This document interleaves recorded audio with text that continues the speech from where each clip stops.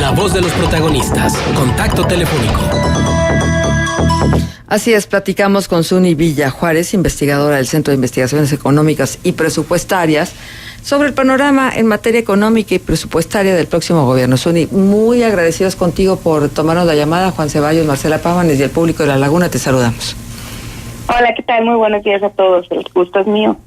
Gracias, Suni. Bueno, ¿qué consideraciones se pueden hacer desde este momento en función de lo que podemos esperar del gobierno electo? Y digo desde este momento porque de aquí a 6 meses puede haber una variación importantísima en el comportamiento de la economía mundial y eso afectarnos y también predisponer o de alguna manera determinar las políticas económicas del próximo gobierno.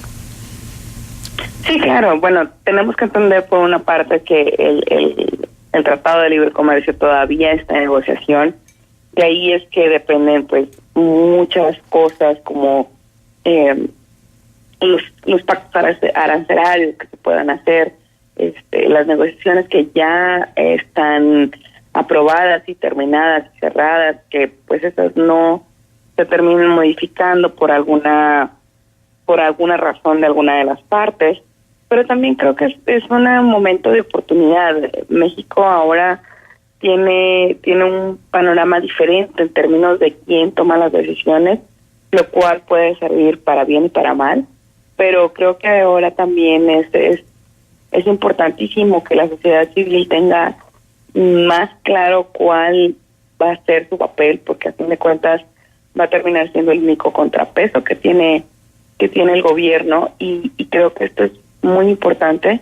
Y como bien dices, pues sí, puede haber choques externos y también es que los internos pueden jugar un papel muy importante en respecto de quién termina diciendo que sí a qué cosa. Sin embargo, también debemos de recordar que en México existen instituciones, existen leyes que si bien se pueden cambiar, esto no sucede de la noche a la mañana. En este momento estamos en un momento de transición en donde pues bueno el gobierno todavía vigente está pudiendo pasar al siguiente gobierno cuáles son los planes que tenía, hacia dónde va el país. Y en términos de presupuesto pues también debemos de recordar que existen ya muchos compromisos que difícilmente se van a cambiar de un día para otro, a menos que exista ya trabajo previo. Pero esto tendría que ser pues todavía más complicado y debemos de recordar que este periodo de transición y también el periodo de aprobación del presupuesto es muy corto comparado con los meses con los años anteriores. Entonces, pues bueno, para en materia presupuestaria en este año, pues difícilmente se van a ver los cambios abruptos que mucha gente quiere. Otra gente no lo va a querer, pero bueno, esto no creo en lo personal que suceda en este año. Sin embargo, pues si pudieran verse reformas importantes en los años que siguen. Ahora, ha habido algunos anuncios, ¿no? Y llama la atención este último emitido por Carlos Ursúa, quien será el titular de Hacienda, cuando dice que la Secretaría de Hacienda y Crédito Público va a concentrar todas las compras consolidadas. Y esto lo hace para evitar pues uno de los grandes males que ha sido un agujero negro en la economía del país, que es la corrupción, porque estiman que le permitiría al gobierno federal ahorrar entre 225 y casi 500 mil millones de pesos, recursos que eventualmente se podrían utilizar en los programas que ya han sido anunciados por Andrés Manuel López Obrador, como el de Jóvenes Construyendo el Futuro, donde pues ya sabemos que se les dará apoyo económico a los jóvenes. Entonces, este tipo de decisiones anticipadas que ya se conocen, favorecerán que la economía interna sea muchísimo más cuidada y vigilada en función de la pérdida de los recursos por causas como la corrupción. Claro, creo que pues bueno, la gran promesa de López Obrador ha sido eliminar la corrupción y ahí el tema de compras tiene un gran papel. Creo que esa es la principal motivación de ir por las compras consolidadas, de poder centralizar todo y que realmente pues le puedan echar la culpa a alguien de que hay algún tipo de desvíos de recursos. si bien, pues bueno, la idea suena bien, aquí el tema de implementación creo que va a jugar un papel central y bueno, también hay que recordar que ya hay algo hecho en materia de compras consolidadas, que si bien no está totalmente implementado, ya a fin de cuentas la Secretaría de Hacienda había hecho algo como transparencia en compras, sacó su portal de cuáles eran las compras que se tenían y los contratos que se tenían vigentes. Ya hay algo de avance en esta materia. Sin embargo, pues bueno, la implementación todavía va a ser un gran reto. Uh-huh. Ciertamente, porque como bien lo señala, las compras consolidadas ya habían sido parte de una realidad que se estaba viviendo por lo menos en 14 entidades participantes, donde entidades que tienen que ver como con el IMSS, con el ISSSTE, con Pemex, con Sedena, con la Secretaría de Marina, y eso le significó ahorros. O sea, ya se comprobó que sí se puede tener ahorros significativos con las compras consolidadas. Yo sé que no será pues como la principal tema tal vez del gobierno de Andrés Manuel López Obrador, pero sí me parece muy importante que esto dé aliento a la posibilidad de que ya los hospitales y todos los centros de salud pudieran tener un esquema de esta naturaleza y no estar batallando con la ausencia de medicamentos, muy vinculados al tema económico, por supuesto. Sí, por supuesto, como bien lo mencionas, esto ya es un avance y ya había entidades que participaban de este tipo de esquemas. Sin embargo, también hay que recordar hasta dónde llega el margen de maniobra que tiene el gobierno federal.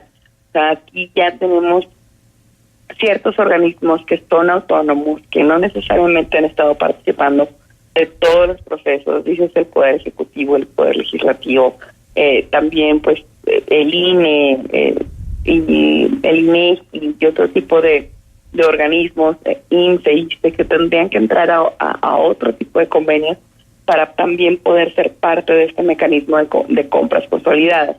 Y además que también hay mucho margen de maniobra en todo lo que termina siendo el ejercicio de los recursos por parte de los estados y los municipios. Ese es otro tema y creo que también es una gran oportunidad para que dentro del próximo sexenio se llegue a un nuevo acuerdo de coordinación fiscal en donde los estados y los municipios terminen en un arreglo distinto de cómo se distribuyen y cómo se terminan ejerciendo los recursos. Uh-huh. Y algo que tú mencionabas, Uni, que es muy importante y que por supuesto le hemos dado el seguimiento, es a la firma del Tratado de Libre Comercio. También hay notas donde Graciela Márquez, que será la secretaria de Economía en el gobierno de Andrés Manuel López Obrador, se muestra optimista para que un Tratado de Libre Comercio light pues se firme y que sea mejor que ningún acuerdo. ¿Qué tanto debemos de depositar en el Tratado de Libre Comercio las expectativas en relación al crecimiento y al desarrollo del país? Bueno, creo que a todos nos interesa mucho que el Tratado de Libre Comercio termine firmándose ya. Y esta urgencia corresponde más al sentido que, como la futura secretaria lo menciona, es que es mejor tener certidumbre de las cosas que la incertidumbre misma, porque pues bueno, la incertidumbre apoya la volatilidad, los mercados no se sienten tranquilos, entonces sí, es mejor tener una firma y un acuerdo pronto que prolongar todavía mayor el tiempo de incertidumbre. Sí, porque esto luego trae inestabilidad, ¿no? Y trae como una especie de cautela en los mercados, sobre todo de los inversionistas, que luego la verdad de las cosas es que también hay una preocupación en función del proteccionismo que pudiera derivarse del gobierno de Andrés Manuel López Obrador, tal y como está sucediendo, por ejemplo, en Estados Unidos con Donald Trump, al advertir, por ejemplo, durante la campaña de la necesidad del consumo interno y la autosuficiencia y tal, cuando sí habrá que avanzar en algunos rubros, pero en otros prácticamente con una economía como la que tenemos en el mundo entero, abierta, globalizada, es como darse un tiro en el pie. Sí, por supuesto, y además, pues bueno, hay que recordar que el Tratado de Libre Comercio no es el único, y sí es de los más importantes, pero pero bueno, en el último año también hay un nuevo acuerdo transpacífico que se viene a cambiar también muchas cosas. También el tratado con la Comunidad Europea es distinto. Entonces, en estos términos, debemos de recordar que, sobre todo en una economía global, ya existen otro tipo de arreglos. No podemos tener los mismos arreglos que teníamos en los 80s y que las cosas han cambiado porque tampoco las empresas nacionales quisieran irse a estos grandes litigios a nivel internacional y ese tipo de cosas. Entonces, creo que todavía hay que entender hasta dónde es posible y justo creo que eso Andrés Manuel y su equipo lo está terminando de comprender en este periodo de transición. Uno de los temas más importantes es el precio de la gasolina. Y entonces hemos visto cómo se ha movido el precio de la gasolina en los últimos días. Y hay una gran expectación sobre cómo van a hacer para que la gasolina no suba y que entonces de alguna manera también que se continúe con la política del Banco de México y de las políticas económicas del país de controlar la inflación a toda costa. ¿Cómo ves esta perspectiva en función de los precios de las gasolinas y si realmente hubiese alguna posibilidad de que con el gobierno de Andrés Manuel López Obrador, lejos de subir, pudieran bajar? Bueno, para empezar hay que recordar que aquí tenemos también una reforma energética que está en curso y que cancelarla pues es bastante complicado. Ya se dijo que no se va a hacer y esta liberación de los precios de la gasolina también corresponde a esa reforma. Y si bien pues bueno, existe cierto margen de acción por parte del gobierno central, ahora el precio de la gasolina ya se da por el libre mercado o gran parte de este. Si bien no está vinculado con la inflación, también tenemos que recordar que control de la inflación es un trabajo del Banco de México. No es un trabajo que está directamente asociado al gobierno central y que ahora el gobierno de Andrés Manuel López Obrador, una de las promesas también es preservar la autonomía del Banco de México, justo intentando resolver este problema de la certidumbre, de saber que puede tener algún contrapeso, que no solamente todo se vuelva una decisión de una sola persona. Entonces, habiendo dicho lo anterior, también Carlos Ursúa, pues bueno, ya reconoció que pues efectivamente no pueden controlar y no pueden disminuir de un día para otro el precio de la gasolina. Sin embargo, sí se va a intentar a que los aumentos no sean mayores que la inflación.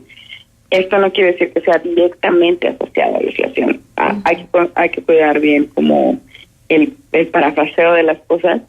Y también, pues bueno, ahora existe una ley en donde el precio de la gasolina se da por el libre mercado, por los precios de los insumos de producción. Y pues bueno, de aquí a que se empiecen a echar a andar las refinerías que prometió Andrés Manuel, pues también faltaría algún tiempo. En su proyecto de Nación 2018-2024, Andrés Manuel López Obrador propone un acercamiento, no dice qué tanto, pero un acercamiento a la Organización de Países Exportadores de Petróleos, la famosa OPEP, y que entonces esto en algún momento dado pudiera también ayudar. Y más con la situación que tenemos ahora acá en México, que el yacimiento de Cantarell, que decían que era el súper yacimiento, está agotándose en sus recursos. ¿Te parece importante la vinculación con un organismo de esta naturaleza? Claro, o sea, creo que el tener acercamiento con este tipo de organizaciones siempre es muy sano, sobre todo si tú eres un productor de petróleo. Y esto México siempre lo ha tenido, no es que pues nunca haya sucedido, siempre ha habido cierto acercamiento a estos países. Y eso no implica que las cosas vayan a cambiar de la noche a la mañana, una vez más. Y por otro lado, pues también debemos de reconocer que en términos de producción, pues México no tiene el gran poder como otros países, como Arabia Saudita, por decir algo. Ujú. Ahora, déjame preguntarte algo. Durante la campaña, alguno de los candidatos, Ricardo Anaya, para ser precisos, proponía eliminar el IEPS a la carga del costo de cada litro de gasolina. Y esto decía que por eso la gasolina era tan cara, por el cobro del IEPS. Andrés Manuel tendría que considerar la presidencia de la República y su gabinete económico tendría que considerar la posibilidad de la eliminación del IEPS de la gasolina. Creo que se tendrán que considerar las modificaciones que se pueden hacer. Ahora aquí hay que reconocer muy bien que como ya lo hemos dicho en ocasiones anteriores, pues el presupuesto termina siendo un juego de suma cero. Sí. Y que cada vez hay mayores presiones que cubrir. Uh-huh. El problema de tener menos impuestos implica que vas a terminar gastando menos en alguna cosa. Y esto no quiere decir que directamente se vaya a eliminar la corrupción. Hay que ser bien cautelosos hacia dónde se van a ir estas reducciones, porque si bien por un lado vas a tener menos ingresos, si haces algún tipo de cosas como la eliminación del IEPS. Pero por otro lado, como ya lo mencionamos, pues tienes leyes en donde te hacen comprometerte ya con alrededor del 75% de tu presupuesto. Uh-huh. Entonces no puedes cortar de la noche a la mañana un 10% cuando ya el 25% lo tienes comprometido, porque entonces vas a tener menos margen para poder cumplir con programas como Prospera, como la ampliación que se promete a adultos mayores, como la atención mayor que se promete a las becas para los jóvenes, y descontando todas las otras cosas que ya se tienen que hacer, ¿no? Entonces, sí hay que ser bien cautelosos y poder, como ciudadanos, distinguir entre lo que son promesas de campaña y que pueden endulzar el oído y pueden ser muy esperanzadoras, a distinguir de las promesas que realmente se pueden implementar, que se pueden hacer en el corto, en el mediano y en el largo plazo. Uh-huh. Y creo que la eliminación del IEPS no es una cosa que se puede hacer de la noche a la mañana. Claro, por supuesto, sí, así lo entendemos. Y déjame también externarte una de las grandes preocupaciones que ha habido por parte de nuestros radioescuchas y de los análisis que se vienen haciendo en torno a las propuestas económicas de Andrés Manuel López Obrador, y es que los qués pudieran estar perfectamente correctos, pero los cómo es lo que más preocupa, y sobre todo cuando sabemos que, por ejemplo, los programas asistenciales muchas de las veces han estado duplicados durante los gobiernos y no ha habido control en función de este gasto, que es un gasto pues billonario, ¿no? Porque hay que recordar que en 2017 los gastos de protección social, lo dice Enrique Quintana en su columna de hoy, ascendieron a 802 mil millones de pesos. Entonces, bueno, es una cantidad muy interesante, de una cantidad importante para cualquier gobierno.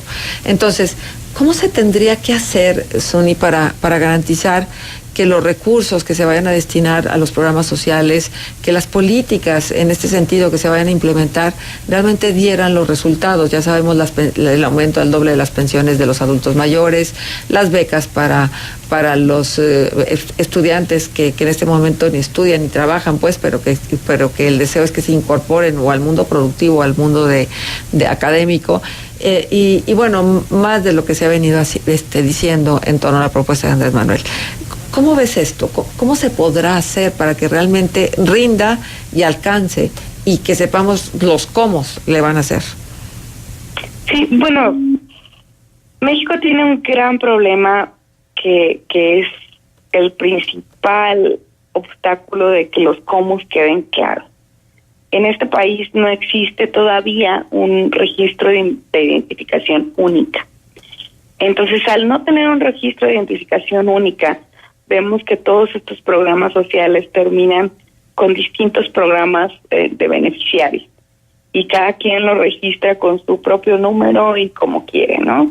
Entonces, en la medida en que podamos resolver este problema, y esto es que dices, bueno, existe el CURP y existe el RFC, que son y tienes tu INE, pero si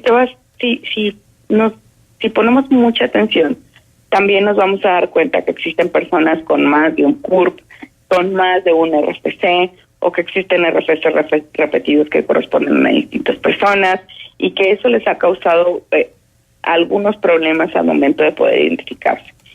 En la medida que podemos resolver eso, vamos a poder resolver también las cosas como te decía hace un momento, de que cada institución tiene un registro de padrones propio, y entonces no terminamos de saber o de identificar exactamente cuál es la población beneficiaria de cada uno de los programas, o si realmente se están yendo a quienes fueron diseñados.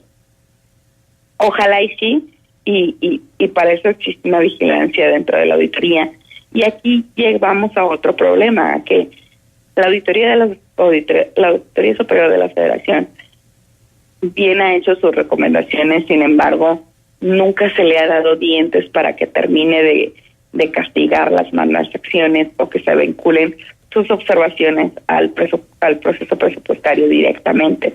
Creo que todavía estos son retos que se tendrían que abordar, y en la medida en que podamos avanzar como país y hacer uso de las nuevas herramientas tecnológicas, como justo este esquema de poder reconocer paso por paso hacia dónde termina yéndose el dinero y viendo las manos y las personas que terminan recibiéndolo, creo que en esa medida vamos a poder tanto terminar de eliminar corrupción o avanzar en ese problema, y también vigilar que quienes terminen ejerciendo los recursos lo depositen en quien deberían, y que estas personas realmente reciban el apoyo solamente una vez y no en una concentración de distintos huecos que la población a la misma vez aproveche. Así es. Bien, pues Suni, estaremos buscando el contacto contigo y en la revisión, por supuesto, de este tema que sin duda alguna es de mucho interés, la economía del país, nada menos. Muchas gracias. Un gusto saludarlos. Hasta luego.